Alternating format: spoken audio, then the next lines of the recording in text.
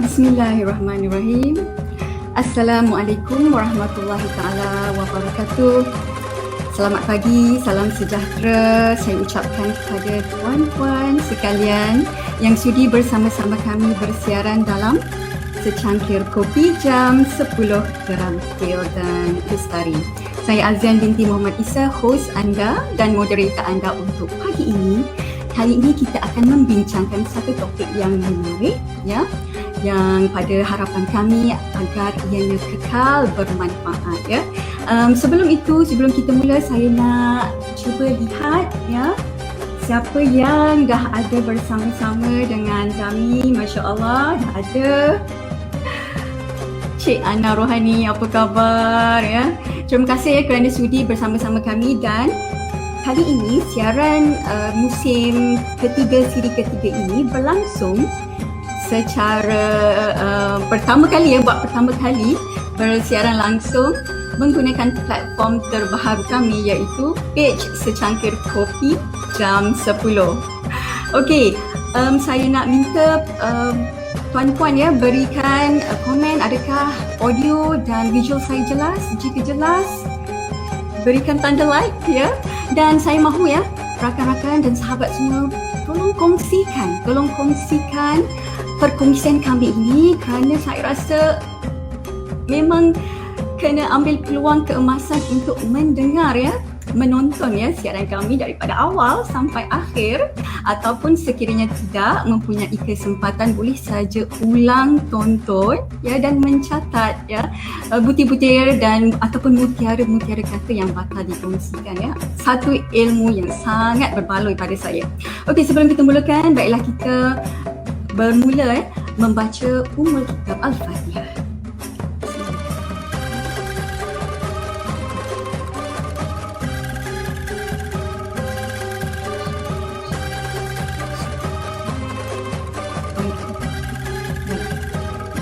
Amin amin ya rabbal alamin. Okey, alhamdulillah.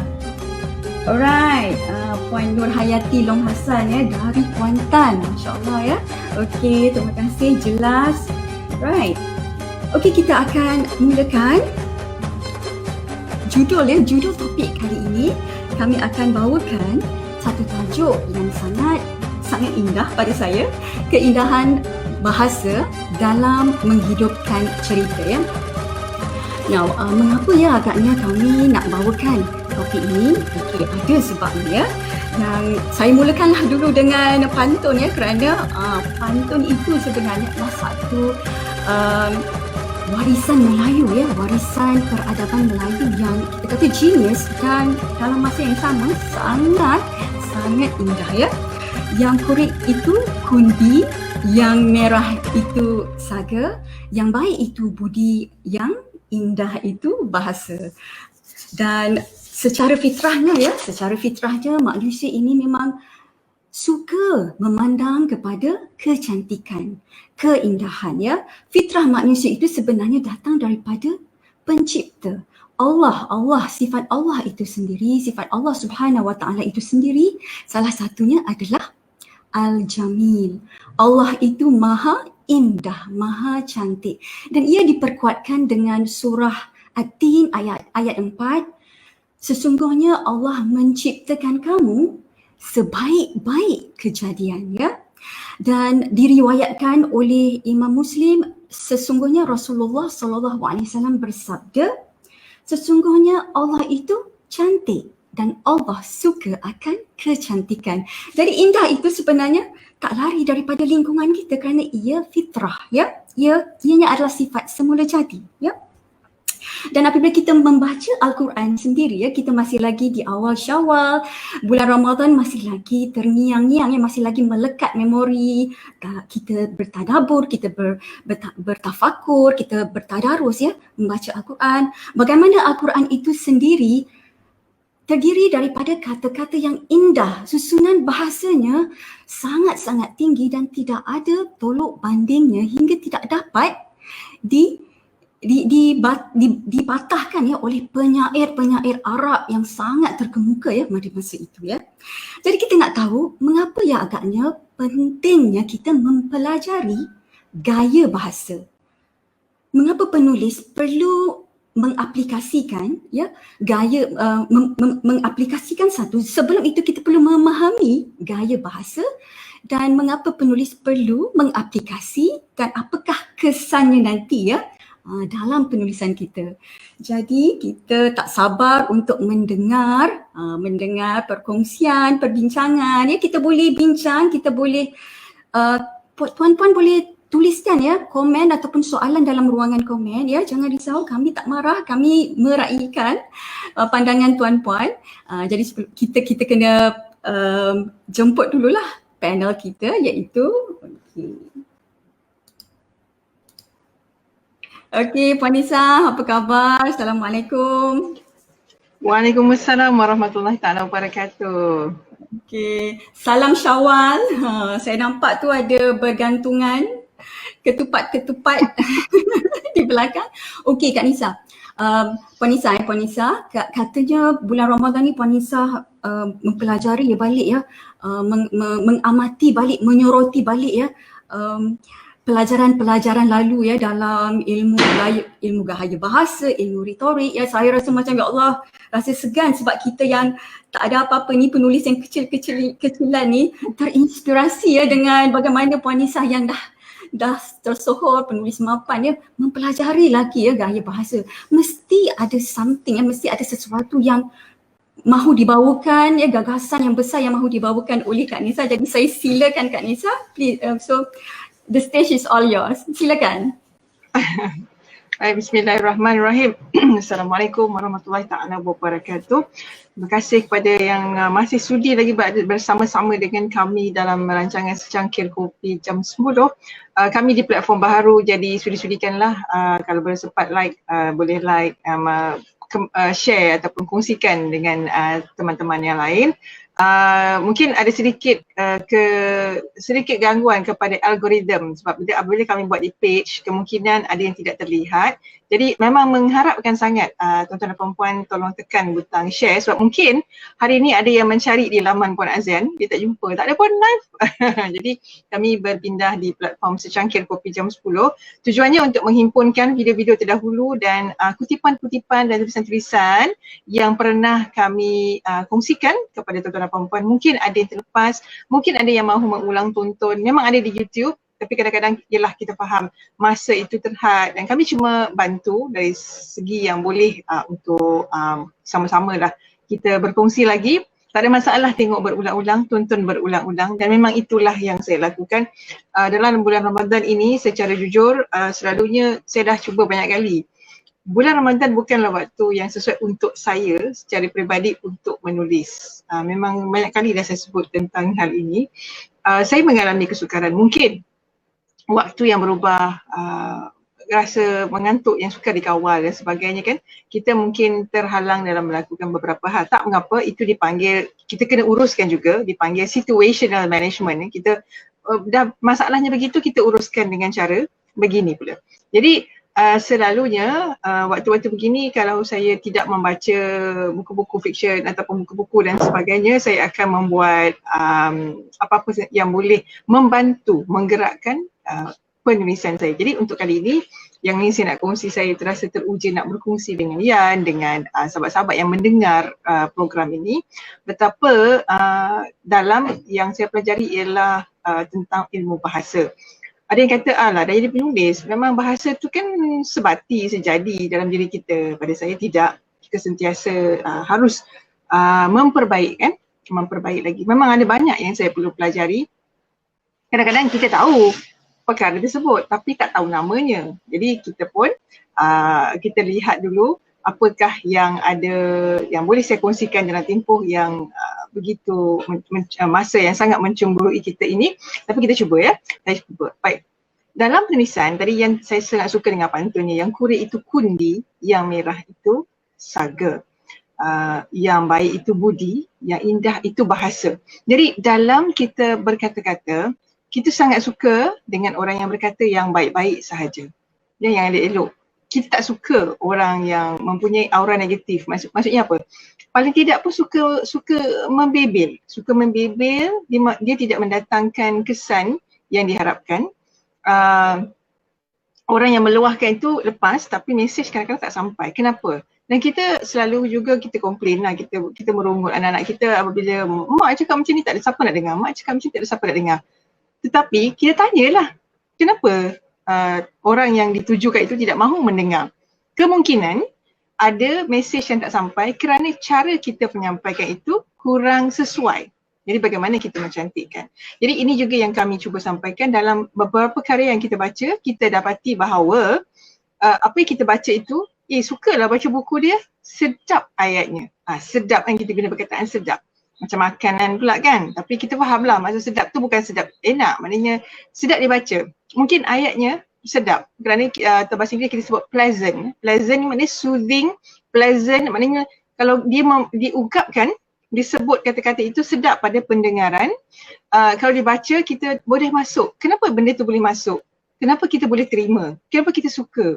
Contohlah kalau kita dengar ceramah pun, ada ustaz atau ustazah yang kita sangat suka dengar ceramahnya kan. Ada yang kita macam tengok muka dia pun kita tak boleh. Sebab cara dia mengunturkan tu tidak sesuai dengan jiwa kita barangkali. Ada sesuatu yang tak masuk di situ. Kerana dia berkaitan dengan getaran. Getaran ialah vibration. Vibration datang daripada cara kita menuturkan, datang daripada diri kita lah, diri penutur dan cara dipenuturkan. Jadi bolehkah benda ni kita ubah? Saya cakap memang macam ni. Saya cakap memang garang. Memang macam mana nak cakap dengan anak pun saya garang. Kadang-kadang kita membayangkan begitu. Bolehkah kita ubah? Pada saya boleh.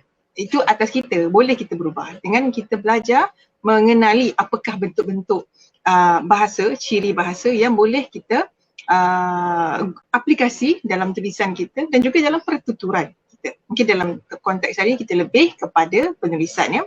Baik, di sekolah kita banyak belajar kan tentang bahasa ni. Saya rasa macam masa ataupun period untuk kelas bahasa Melayu sangat panjang. Bahasa adalah antara kelas yang panjang. Tetapi apabila kita tengok aplikasinya sekarang, orang menulis tidaklah seperti yang diharapkan. Tidaklah cukup mempelajari masa yang begitu panjang dalam kelas dulu. Kenapa ya?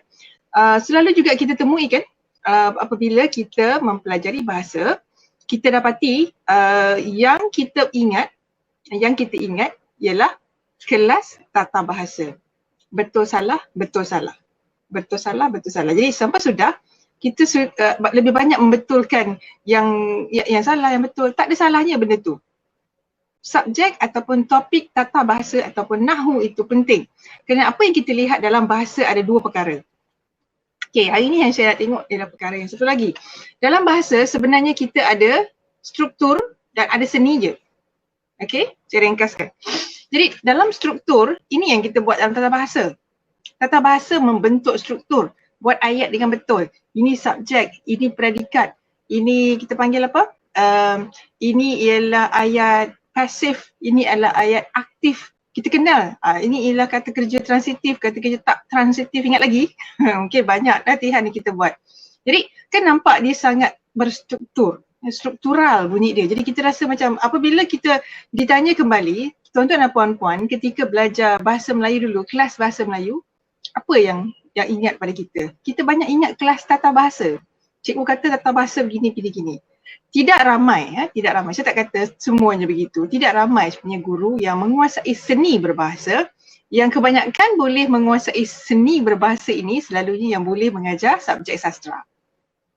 Dalam subjek sastra sebenarnya kita bukanlah mengabaikan struktur. Kita tidak mengabaikan struktur. Kita harapkan struktur itu sudah mantap. Sebab tu subjek sastra atau Komsas kita belajar sebab tu kita tingkatan 1 dan ke atas. Dulu-dulu subjek kesusastraan Melayu tu tingkatan 4 dan 5. Kenapa? Kerana diharapkan struktur itu sudah diperkukuhkan terlebih dahulu, lepas itu baru kita masuk seninya. Okey, contohlah lukisan ya. Lukisan, nak belajar melukis. Kita rasa alah lukis je. Kita macam lukis je. Tapi kita belajar tak melukis garis yang lurus menggunakan pembaris, alat tools kita belajar dulu bagaimana melukis bentuk-bentuk geometri dan seni dengan garis lurus itu kita boleh membentuk garis yang putus-putus ataupun garis yang bengkok-bengkok dengan bentuk yang sama, dengan arah yang sama, tapi itu seninya. Tapi sebelum buat seni, belajar dulu melukis garis yang lurus kan. Okey, jadi saya anggaplah tuan-tuan dan puan tentunya dengan pembelajaran sepanjang darjah 1 sampai tingkatan 5 telah pun menguasai sebahagian daripada asas tata bahasa. Kalau kita perlu ingatan, kita perlu orang kata recall balik, kita nak ulang kaji semula. Ada banyak buku yang boleh kita baca. Alah, baca buku anak pun boleh. Saya kadang-kadang baca, saya lupa juga. Ada banyak yang saya terlupa dari segi tata bahasa kan. Pergi ke Dewan Bahasa dan Pustaka, beli buku tata bahasa yang banyak yang menarik sekarang ni. Nantilah mungkin untuk sesi yang akan datang saya kongsikan buku-buku tata bahasa pula kan. Yang ini tentang seninya. Jadi buku-buku ni ditulis untuk budak sekolah. Beli yang itu.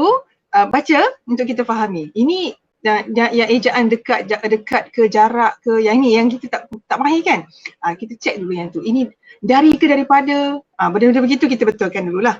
Tetapi hari ini insya-Allah saya nak tunjukkan selain daripada hal-hal tersebut, kita juga melihat satu lagi aspek iaitu seni dalam berbahasa. Kenapa kata-kata seseorang itu nampak lebih menarik, dibaca pun lebih seronok. Kenapa? Yang dipanggil sedap dibaca itu. Okey, jadi seperti analogi yang disebut oleh Yan tadi, kita ada message dibawa oleh kenderaan.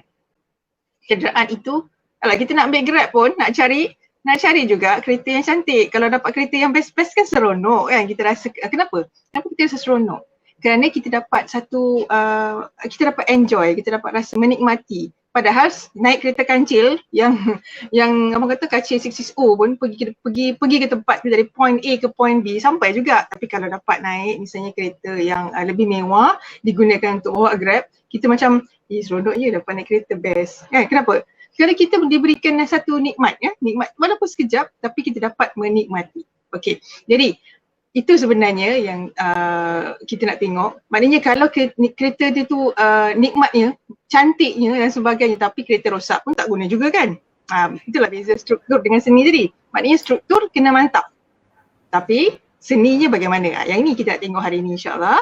Saya akan lanjutkan tentang bagaimana kita nak cantikkan lagi, nak mengindahkan lagi tulisan kita dengan beberapa teknik insya-Allah. Okey, terima kasih Puan Nisa ya. Jadi kita nak raikan komen-komen penonton yang sudi menjenguk rumah kami. Kita buat housewarming kan. Jadi teruja nak mengalu-alukan kedatangan tetamu-tetamu kita. Saya sukalah nak share komen Cik Ana Rohani, dia kata apa? Kata-kata seseorang itu lebih sedap dibaca kerana keindahan bahasanya. Ya, saya setuju. Betul tak Puan Nisa? Dia bukan sahaja tulisan tetapi kata-kata juga perlukan keindahan. Tapi itulah, kadang-kadang bila kita kata nak indah ni kita cakap kita kena jadi puitis. Kita nak sempurna. Jadi macam mana pendapat Kak Nisa? Puitis ke ataupun ada satu lagi, ini pun ada lagi satu pendapat, tak perlulah nak impresskan orang, tak perlulah nak mencari kekaguman orang, express yourself first. Awak kena jelaskan ataupun terangkan dulu ataupun luahkan dulu perasaan, barulah yang indah-indah itu nanti dia akan follow kemudian. So penulis ni macam mana satu nak ikut, mungkinlah Kak Nisa boleh Puan Nisa boleh lanjutkan, silakan. Okey. Jadi kan betul tu. Kadang-kadang kita ni rasa pada zaman ini kita sangat dibawakan dengan kata-kata bahawa cakap biar terang. Cakap biar lanjut, biar terus kan. Tetapi sebenarnya dalam berbahasa saya ni, sebab saya peribadi saya orang kampung. Saya ada orang tua dan saya juga duduk dengan ada nenek dan datuk. Ada nenek dan datuk yang dari zaman yang maknanya mereka ni dari zaman sebelum Jepun dan sebagainya. Jadi saya mempunyai kelebihan itu. Itu satu yang bagusnya kalau kita dapat duduk dengan orang tua. Jadi bila kita ada orang tua, artinya mereka ini bercakap dengan gaya yang berbeza dengan gaya kita bercakap ya. Okey, jadi saya banyak terdedah dengan hal itu. Dan ini dapatan saya lah. Apabila kita bercakap itu bukan kita nak cakap terus langsung saja. Contoh, dalam satu piring ada kuih. Katalah saya ni tuan rumah, tuan-tuan dan puan-puan adalah tetamu saya. Yan lah kita ambil Yan senang. Yan tetamu, saya tuan rumah. Jadi dalam piring itu ada satu sahaja kuih yang terakhir. Kuih terakhir adalah, sila layan, makanlah, habiskanlah. Senang saya nak basuh pinggan, kata saya. Jadi sebagai tuan rumah, itu ialah memang saya mesti ucapkan begitu. Jangan, takkan saya nak kata, janganlah habiskan. Saya pun nak juga satu kan. Dia tak macam tu kan cara, nampak tak? Jadi kita berbahasa macam mana? Kita kata, Yan silakan habiskanlah, senang saya nak cuci pinggan kan, senang nak bersih kan. Jadi Yan pula akan kata macam mana? Yan akan kata, tak apalah, kenyang dah, sedap tadi tu Kak Nisa, okey dah ni, cukup lah kot. Walaupun dia tahu dia boleh habiskan, sebagai adabnya, dia tidak akan menghabiskan. Kalau budak sekarang jangan. Habiskan mak, yuko. Terus dia ambil dan habiskan. Tadi cakap habiskan. Kerana bersifat tersurat, literal. Tapi kalau dulu, takkan dihabiskan. Kenapa? Kalau dulu-dululah, ini cerita dulu. Maknanya orang dulu-dulu, sesuatu yang terbaik kita hidangkan kepada tetamu. Biasanya yang terbaik itu memang disimpan disimpan, dia takkan keluarkan kecuali ada tetamu, kerana tetamu mesti dihormati. Jadi yang terbaik dikeluarkan untuk tetamu. Dan kadang-kadang anak dia sendiri pun tak dapat benda tu. Kan? Jadi yang yang disidangkan itu, walaupun sampai satu saja yang tertinggal itu, yang tinggal itu sebenarnya anak dia pun tak rasa. Sebab dia simpan. Dan kalau tetamu dihabiskan, itu rezeki tetamu dia lah. Dia reda dengan hal itu. Tapi sekiranya tetamu itu, tetamu yang berfikir, ini memerlukan daya fikir dia takkan habiskan. Kerana kemungkinan anak tuan rumah pun tak rasa lagi. Tuan rumah sendiri pun tak rasa lagi. Itulah adab-adabnya. Tetamu sepatutnya tidak akan menghabiskan kerana sifat dia ialah dia tidak akan jadi seorang penghabiskan makanan kan. Jadi kita tak habiskan. Jadi itu the unspoken language ataupun bahasa yang tidak dituturkan. Itulah seninya, begitulah adabnya dalam berkata-kata. Maknanya dia kata tak apalah, cukup lah ni, tak apa, sedap lah ni, nak kata pun nak beransur lah ni kan. Kita kan kata begitu, ingat tak kata-kata begitu. Hal-hal begini sebenarnya sudah semakin kurang. Dan dia datang daripada mana? Okey, dia datang daripada bagaimana kita menjaga hati, kita menjaga perasaan orang yang dilawan bercakap. Pada zaman sekarang, kita dah banyak semuanya langsung. Terus saja. Jadi kadang-kadang kita cakap berlapik, orang tak faham pula. Kita dah tak nak berfikir, tak faham pula dah. Orang cakap nak pergi ke? Tak apalah. Kita kan perasan tak orang tu kata, mak nak yang ni ke? Tak apalah.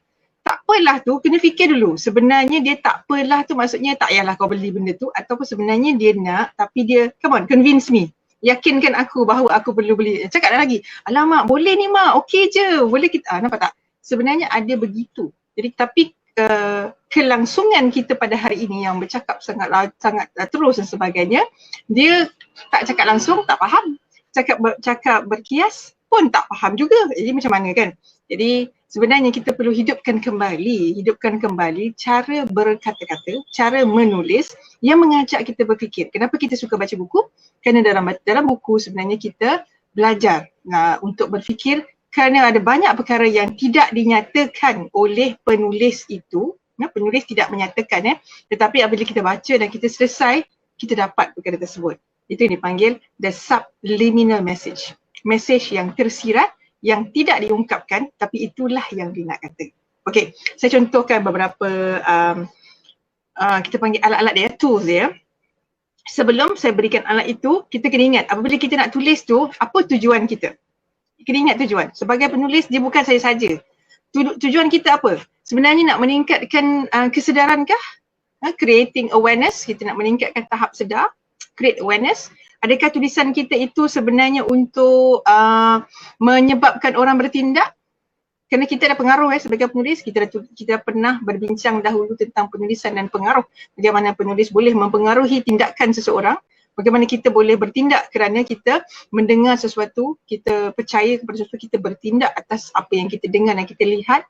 Penulis juga mempunyai pengaruh itu. Apakah kita mahu mempengaruhi pembaca kita? Tanyakan balik Kita sebenarnya nak memberi gambaran, kita sebenarnya hendak membanding, nak membuat perbandingan. Kita nak kata ni bagus, kita kena tunjukkan sesuatu yang kurang bagus, baru orang nampak ini bagus. Tak ada perbandingan, nak banding macam mana? Nak tunjuk macam mana kan?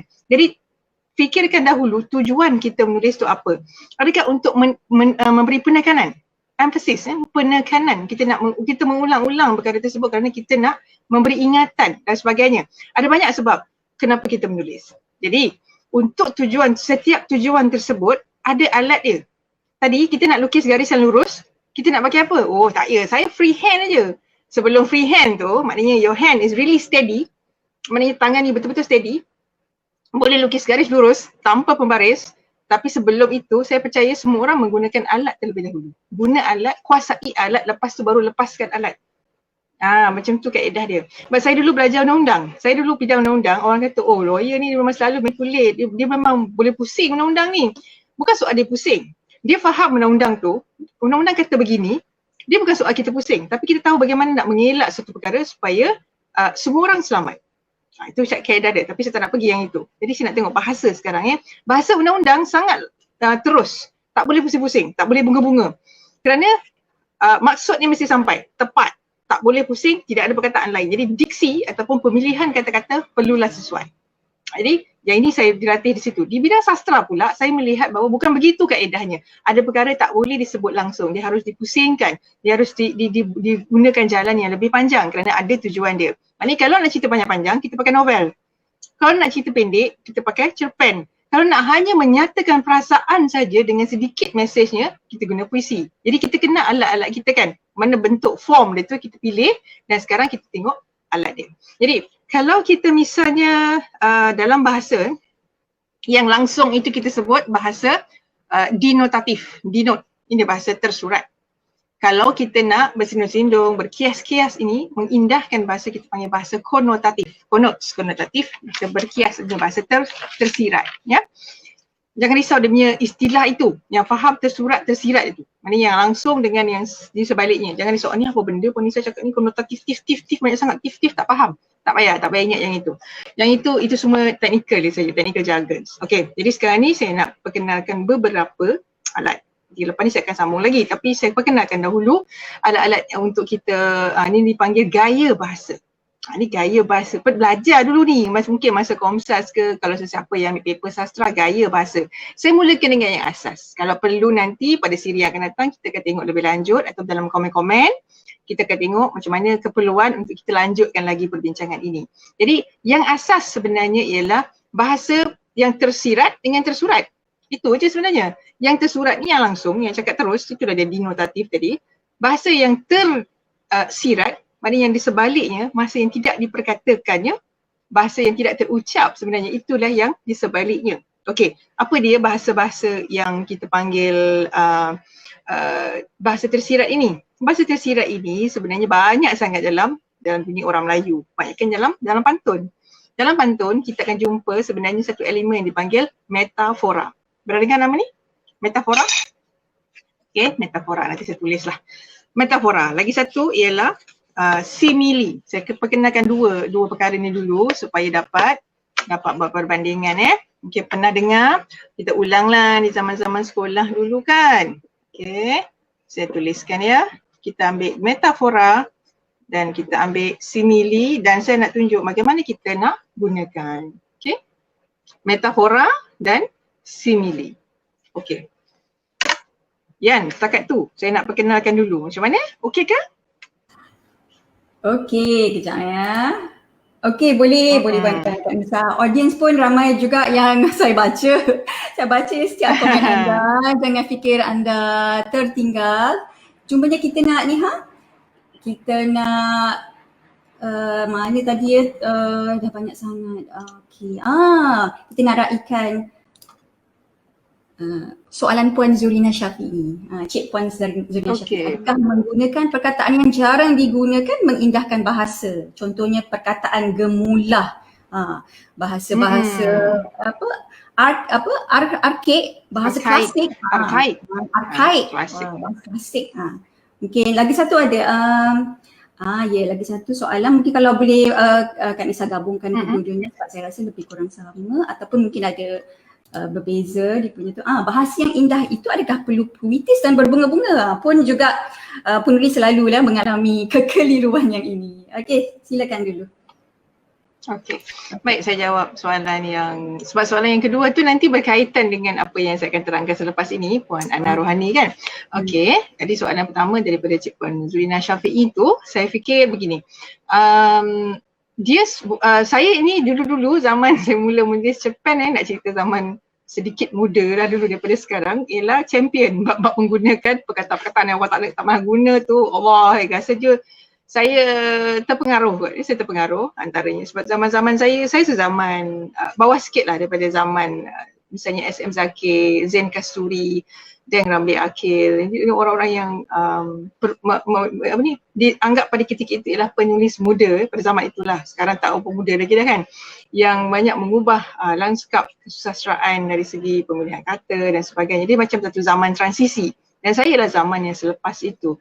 Di zaman saya ini, saya mencari-cari bagaimanakah untuk menarik perhatian pembaca, pengkaji untuk membaca karya-karya saya. Jadi saya tak nak jadi sama macam orang lain. Jadi saya nak jadi cari kelainan. Antara kelainan yang saya utarakan dalam karya saya ialah menggunakan perkataan-perkataan yang jarang didengar orang. Sebab saya terpengaruh dengan penulis-penulis yang saya sebutkan tadi. Jadi, rasa hebat lah tu. Dah guna perkataan best-best kan besar-besar. Bombastik, istilah dia ialah bombastik. Dia perkataan yang berlebihkan sengaja. Jadi pada ketika itu saya rasa macam kita rasa bagus lah. Kita rasa bagus. Kita budak-budak muda lagi. Kita rasa wow, aku boleh guna perkataan ni, aku boleh guna perkataan tu. Tak ada masalah. Pada saya pun bincang juga selepas tu dengan misalnya sesawan negara Samad Said. Saya pernah tanya bapak pun pernah dia membahasakan diri dia sebagai bapak. Bapak pernah memberikan kata pengantar untuk kumpulan cerpen saya Cinta Sang Kuriang Rindu Adipes. Katanya Nisa bukan seorang yang senang membuka jalan untuk orang membaca karyanya. Maknanya susah nak masuk, susah nak faham lah tu kan. Dia tak kata begitu.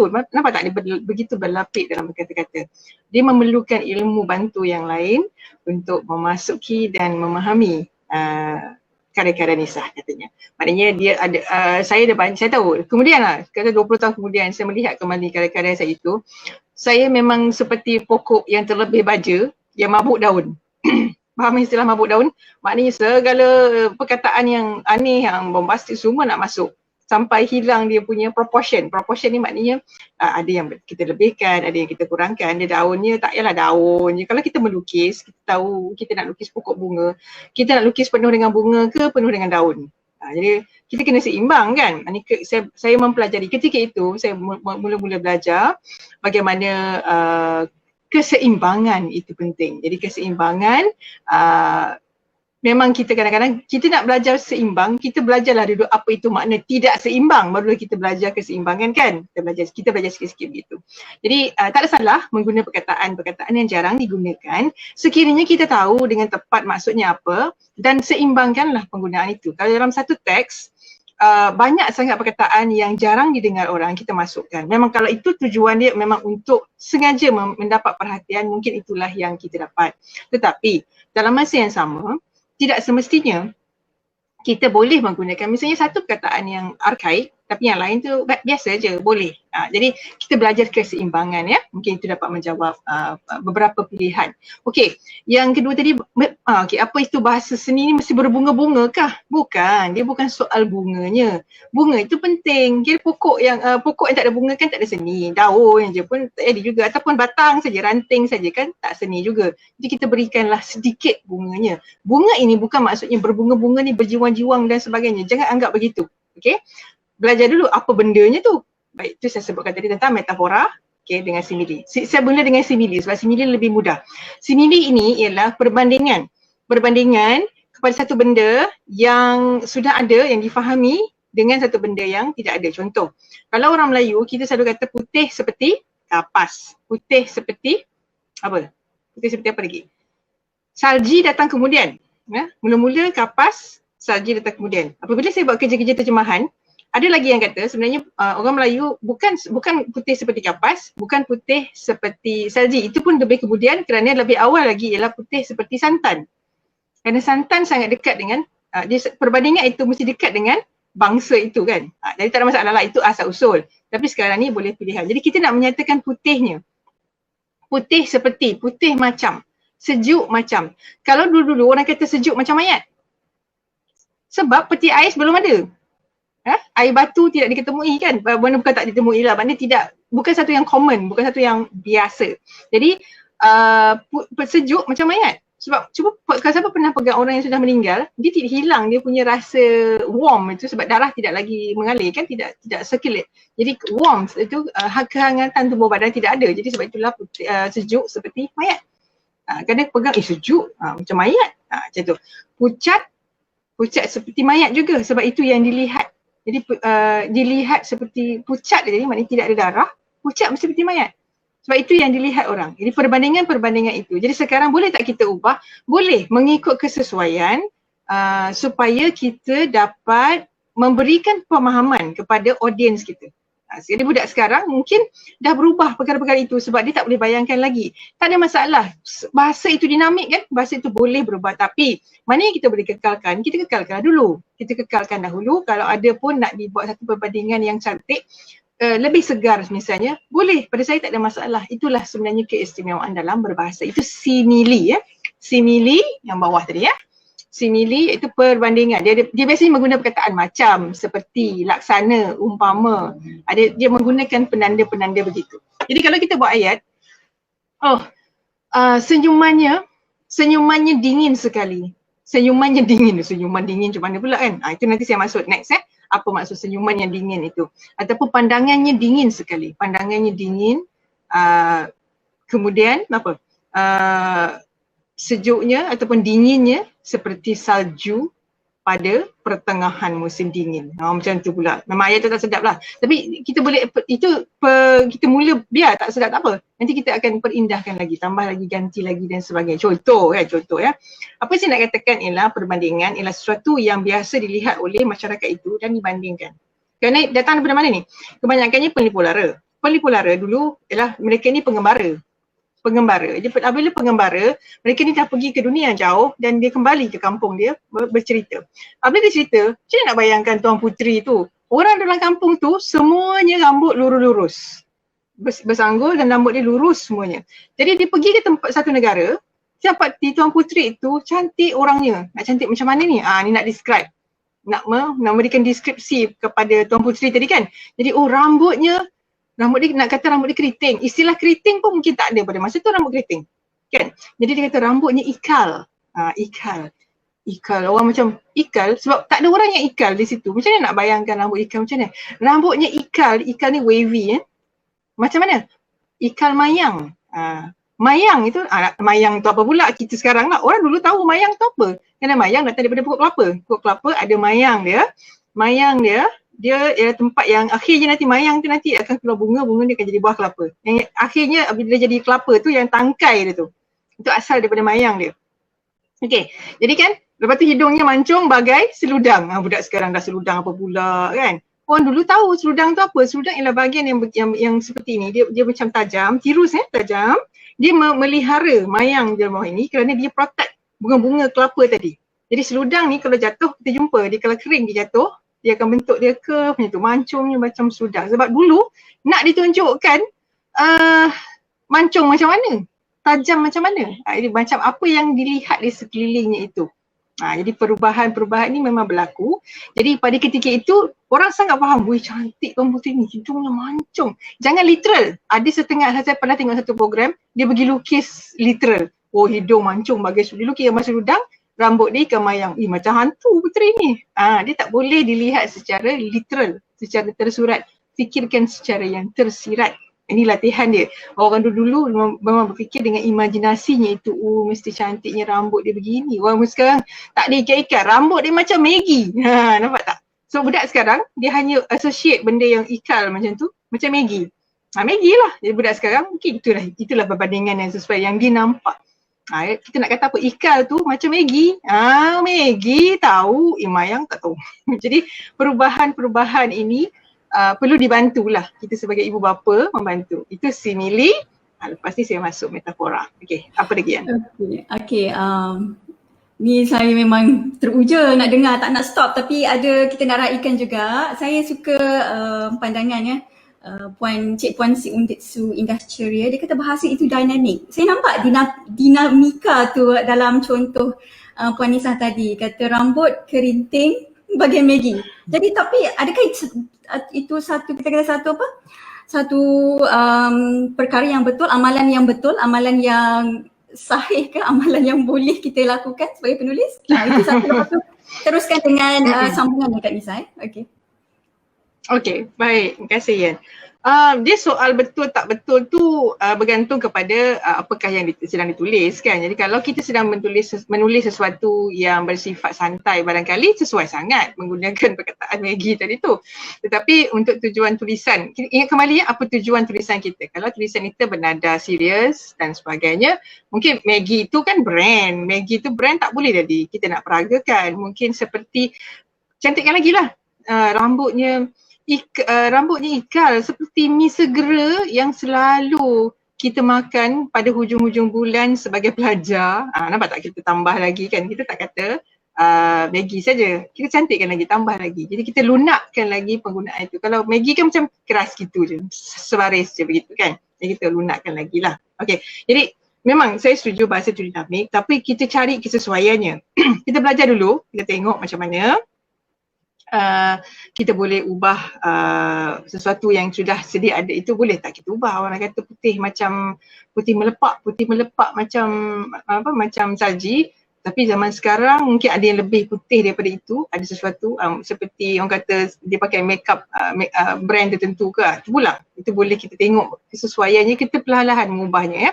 Okey, itu simili, ambil contoh simili lah. Satu lagi ialah saya sebut tadi tentang metafora. Ni metafora ni sesuatu yang penting, yang besar. Dalam orang Melayu sebenarnya kita mempunyai metafora ini dalam pantun. Pantun memang sangat kaya dengan metafora, kerana kenapa kita sebut tadi, orang Melayu, perasan tak, orang Melayu dulu-dulu lah, dia tidak bercakap tentang soal hati, soal perasaan, soal emosi, marah-marah pun, dia tidak cakap langsung.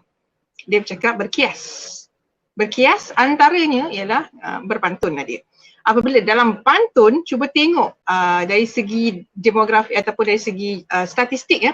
Statistik pantun kasih sayang berbanding pantun-pantun lain, kasih sayang dengan pantun budi ada antara yang tertinggi. Kasih sayang lebih tinggi saya rasa. Pantun cinta, kasih sayang ni lebih tinggi. Kerana di situlah tempat orang Melayu mengungkapkan perasaannya. Ya, di situlah. Ya, pada tahap mana dan sekalipun, di situlah letaknya. Perasaan orang Melayu, dia tidak berselindung-selindung tapi dalam bahasa. Dia selindung juga, selindung dalam pantun. Itu dia kalau Usman Awang kata menikam dengan pantun. Dia marah pun dengan pantun. Dia pantunkan dia sekali, fahamlah orang tu. Maknanya itulah kaedah orang Melayu, dia tak cakap langsung, dia tak cakap direct. Aku marah ni. Dia tak cakap macam tu. Dia marah dengan pantun. Dia bagi satu rangkap. Okey, hari ni kita tak nak cakap pasal pantun, tapi saya bagi contoh saja untuk menyatakan hal tersebut. Jadi metafora ni dia datang daripada satu gambaran, dia kiasan kiasan perbandingan. Contoh ayat, hari itu ibu menjadi singa. Hari itu ibu menjadi singa. Ibu dia bertukar ke, metamorph ke? Kalau literal kan, ibu dia berubah. Kalau kartun lah, budak-budak sekarang, ibu jadi singa. Nampak singa jadi macam mana? jadi ibu dia keluar je singa jantan ke singa betina kan? Jadi ibu jadi singa. Hari itu ibu jadi singa. Maksudnya apa? Maknanya ibu sangat marah. Ibu kalau jadi singa tu habislah, semua bertempiaran lari. Nampak tak ayat kan?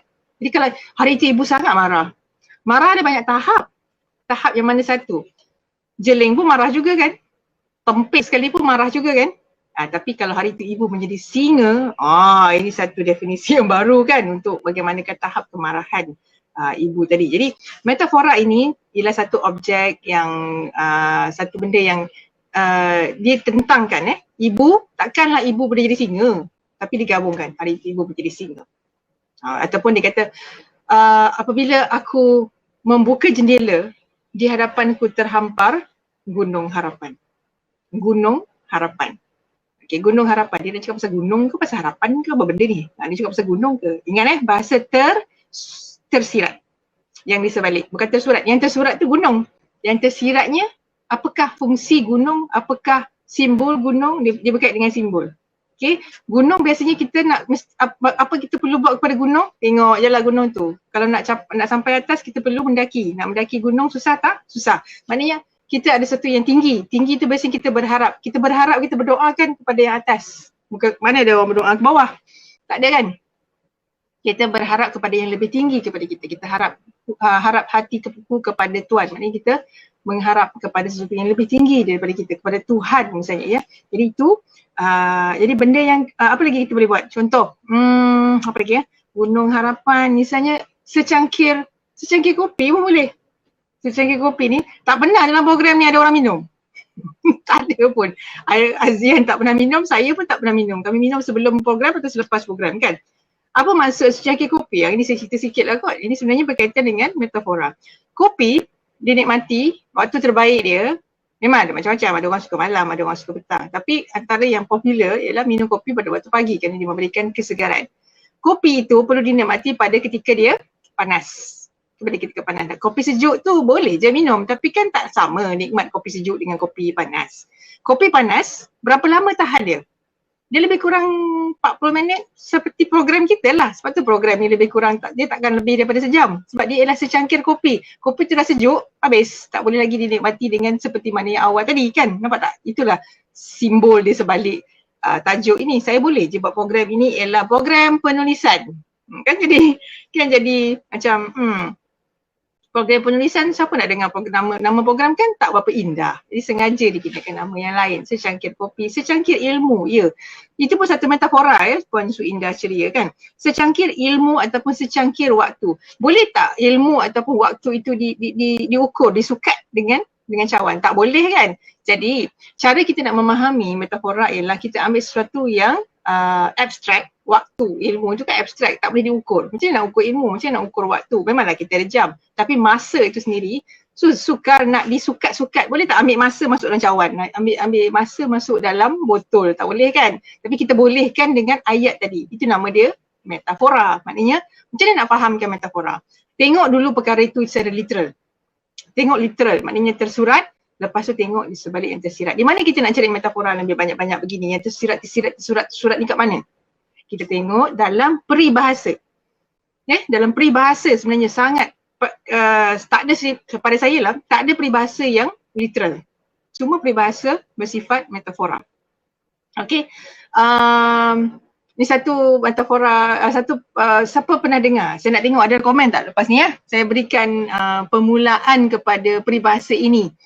Kalau kemenyan, pernah dengar kemenyan? Tahu kemenyan Kemenyan yang kita buat, kita nak keluarkan bau dia kan. Okey, kalau kemenyan sebesar lutut, soalan dia, habiskan peribahasa ini. Kalau kemenyan sebesar lutut, kalau kemenyan sebesar lutut, siapa pernah dengar? Sila habiskan apakah hujung peribahasa yang saya ungkapkan sebentar tadi. Tak tahulah nak bagi hadiah apa tapi kita tengoklah, kita tengok latihan kan, ini belajar dari segi peribahasanya. Okey, sementara itu saya teruskan ya. Metafora tadi, contoh lagi metafora apa? Maknanya kita selalu pernah dengar perkataan kotak fikiran. Tidak masuk ke dalam kotak fikiranku. Fikiran dia di kotak pula kan. Kalau literal kita akan kata macam tu, tapi sebenarnya kotak pemikiran maknanya dimasukkan dalam satu, dia melihat pemikiran tu seperti ada satu bekas. Ya, kotak maknanya ada tutup. Boleh buka, boleh tutup. Adakah fikiran ni jenis fikiran yang terbuka ataupun apakah dia jenis pemikiran yang tertutup? Nampak tak? Dia berkaitan dengan kotak. Kotak boleh dibuka, boleh ditutup. Pemikiran juga boleh dibuka, boleh ditutup. Jadi cara berfikir. Kalau sesiapa yang biasa mengikuti program secangkir kopi, selalunya saya akan berikan analogi. Analogi ialah satu perbandingan juga. Sejenis metafora juga. Tapi saya gambarkan sesuatu. Saya cerita tentang benda yang kompleks tapi saya berikan dia punya analogi. Jadi kan lebih mudah faham. Lebih mudah faham, itu dah tujuan dia untuk memberikan kefahaman. Jadi sekali lagi, apakah tujuan kata-kata kita itu? Buat perbandingan. Wah, dah ada yang jawab ya? Oh, ni pergi Google jawapan ke apa? Harap-harapnya memang betul ya? Ramai yang tahu. Okey, bagus. Maknanya tahap pembacaan ataupun kalau jawapan tu tidak di Google, tidak dicari, maknanya betul lah, maknanya ada pendedahan terhadap maklumat-maklumat. Kalau saya tanya dalam kelas-kelas budak-budak sekarang, ramai yang tak tahu jawapan dia kerana mereka tak pernah dengar. Kemenyan tu pun tak pernah tengok dan tak tahu macam mana fungsinya. Jadi kalau nak tahu benda-benda ni semua, kita perlu macam mana? Kita perlu bakar kemenyan tu. Carilah kemenyan dulu tak? Cari kemenyan dulu, dibakar. Maknanya kalau kemenyan sebesar lutut, kalau tak dibakar takkan berbau. Itu kata-katanya, itu peribahasanya. Maksudnya apa? Maksudnya apa? Ada siapa-siapa yang nak beri maksud lepas ni ya? Oh, tingginya. Oh, banyak yang beri jawapan. Bagus-bagus. Seronok kita tengok interaksinya ya. Jadi, apakah Maksudnya, apakah maksud kalau kebencian sebesar lutut? Ini dah tahu kebencian, dah tak tahu apa pula maksud dia. Okey, berikan maksud dia. Okey, itu dia punya satu lagi contoh ialah kita memberikan sifat manusia, kalau boleh saya sambung sikit lagi kan, sifat manusia kepada satu objek yang tidak boleh bergerak. Ya, tidak boleh bergerak, kita bagikan sifat manusia. Jadi itu nama dia apa? Itu nama dia personifikasi. Tulisan saya kalau tak jelas maafkan saya. Ya. Okey, mana personifikasi? Dia daripada perkataan. Kita tengok perkataan ni. Perkataan ni ialah person. Person maksudnya orang. Jadi mengorangkan, menjadikan sifat manusia ataupun orang. Saya selalu ingat zaman saya sekolah dulu apa benda lah cikgu ajar personifikasi ni kan. Saya gunakan istilah saya mengorangkan. Mengorangkan apa? Contohlah bendera itu melambai-lambai. Bendera tu kalau diberi pilihan dia nak tak melambai, tiba-tiba tengah-tengah malam bendera lambai-lambai. Kan takut pula kan? Jadi kalau manusia kita ada kemahuan sendiri untuk melambai ataupun tidak melambai. Tapi bendera itu melambai-lambai kerana ditiup angin. Itu nama dia personifikasi. Okey, personifikasi artinya kita memberikan sifat manusia kepada objek yang tidak mungkin melakukan perbuatan manusia. Ini tujuannya apa? Sekali lagi, perbandingan. Ini nama dia personifikasi. Dia memberikan keindahan. Kenapa? Dia seolah-olah kita boleh bayangkan lambaian kan satunya lembut. Adakah orang lambai macam ni? Macam keras kan. Lambai mesti lembut-lembut. Macam tu lembut-lembut kan. Kalau Miss Universe punya lambai macam mana? Macam tu kan, lembut je. Maknanya dia memberikan kelembutan manusia itu kepada bendera tadi. Panji-panji. Bendera ialah panji. Itu perkataan lain pula. Ni nak mengindah dengan cara yang berbeza pula kan. Okey. Jadi kan contoh rumah itu sudah tua. Tua ialah satu perkataan yang kita gunakan kepada manusia. Manusia tua muda kan. Tapi kalau kita menulis rumah itu sudah tua. Maknanya tua apa? Tua ada macam-macam makna tu. Kalau nak ditafsirkan, rumah itu penuh dengan sejarah ke, rumah itu matang, rumah itu mungkin sudah reput kerana sudah tua. Tapi bergantung kepada penjelasan penulis tadi. Tapi itu satu pilihan. Berbanding dengan dia mengatakan rumah itu lama. Rumah itu usang. Jelaslah kan yang gitu. Tapi dia nak mencantikkan lagi. Pada saya kalau rumah yang tua, itu tua ini penuh dengan sejarah. Dia tak kata rumah itu penuh dengan sejarah. Tak, dia kata aku kembali ke rumah ke teratak bonda dan aku melihat rumah ini sudah tua. Nampak tak begitu? Dia memilih kata-kata kita membayang tua itu bergantung kepada tafsiran. Dia mengajak pembaca macam dapat pilihan untuk mengambil bahagian dalam perbincangan tadi kan, dalam kata-kata tadi. Dia nak kata rumah ni tua. Tua macam mana ya? Jadi nampak tak kita ajak pembaca kita berfikir. Itulah yang menyebabkan apabila dia dapat masuk dalam dunia pengarang tadi atau dunia penulis tadi, kita menulis, buat kerja. Pembaca pun kita beri dia tugas juga untuk sama-sama. Jadi pertemuan itu akan mencantikkan. Itu yang dia kata sedap tak sedap tadi. Okey? Jadi sesuai tak sesuai. Memang sedap tak sedap itu sangat relatif. Cantik tak cantik itu sangat relatif. Tetapi kita ingat tak kita menulis untuk siapa? Untuk pembaca yang ditujukan. We write for our readers. Okay? Kita sudah tinggal 5 minit lagi. Mungkin ada soalan lagi kan? Saya rasa boleh teruskan lagi mungkin beberapa contoh yang mungkin Kak Nisa nak habiskan dan kita terus pada conclusion lah. Silakan. Okay. Baik. Saya mana kita untuk kuliah kali ni kita buat 3 saja dulu ya. Kita buat simile, metafora dan kita buat personifikasi lah. 3 dulu sebab tak sempat nak cerita semua. Tak adil kan nak cerita sikit-sikit lompat-lompat. Okey, satu lagi personifikasi tadi. Tadi kita sebut rumah itu tua kan. Yang satu lagi mungkin kita kata kerinduan itu mengajak aku kembali. Ni zaman-zaman PKP ni kita rindu kan. Jadi kerinduan itu kita berikan sifat manusia mengajak. Kerinduan boleh ajak-ajak, rindu tu ajak, main ajak, bukan macam tu. Maknanya kerinduan mengajak aku datang kemari. Jadi nampak tak kita memberikan sifat manusia kepada satu perkara yang abstrak, satu perkara yang tidak boleh melakukan kerja-kerja manusia tapi kita berikan. Itu nama dia personifikasi. Ini contoh lah. Mungkin selepas ini antara latihan yang boleh kita gunakan kalau tuan-tuan dan puan-puan berminat, di dalam komen itu boleh berikan kami 3. Maknanya satu contoh metafora, satu contoh simili, buat ayat yang cantik ya, indah, buat ayat indah, memasukkan elemen-elemen itu. Buat 3 ayat lah. Kalau boleh gabungkan dalam satu ayat bagus juga. Tapi kalau tak boleh buat 3 ayat yang berbeza. Nanti kami akan cuba komen dan pilih. Kalau banyak ataupun ramai yang menulis contoh-contoh ayat di komen di sini, nanti kami bawa kepada kelas yang akan datang, ke kuliah akan datang, insya-Allah, mana tahu. Jadi masukkan satu metafora, masukkan satu simili, buat ayat yang seindah yang mungkin, tapi ayat jangan sampai keliru pula. Ingat ni, jangan terlebih bunga, jangan mabuk daun ni. Kita seimbangkan. Cubalah berkali-kali didatangkan. Jadi personifikasi, simili, metafora. 3 perkara je saya ajar dulu untuk kali ni, untuk kita belajar berkias. Ya? Maknanya kita tak cakap secara langsung, kita tengok ayat tu, kita kiaskan. Jangan kata, oh ini untuk puisi boleh lah. Tak, bukan puisi saja. Sebenarnya banyak, kalau kita baca buku bahasa Inggeris dari barat ya, kebanyakan yang menulis bukan fiksyen juga sebenarnya menggunakan bahasa yang baik. Dia bukan sekadar gramatis, maknanya bukan sekadar tata bahasa, tapi dia menggunakan bahasa-bahasa begini. Sebab tu kita seronok membaca buku-buku bukan fiksyen dalam bahasa lain. Dalam bahasa Melayu ada tapi tak banyak. Yang saya boleh ingat sekarang ini ialah tulisan Prof. Muhammad Haji Saleh. Beliau memang penyair tetapi buku-buku bersifat akademik beliau menggunakan bahasa yang meraihkan elemen-elemen yang saya sebutkan tadi. Jadi kan kita rasa seronok membaca artikel scholar ni, artikel scholarly artikel, tapi membacanya rasa macam ada bunga je sikit di sini, ada daunnya di sini. Memang indah sekali cara penulisan dan kita pun dapat mesej yang cuba disampaikan. Okey, jadi cubalah simili, metafora dan personifikasi dan sebagai satu ataupun 3 daripada elemen yang boleh mengindahkan ayat dan bahasa kita seterusnya, insyaAllah. Okey, itu saya fikir sebagai cabaran kepada tuan-puan yang menonton.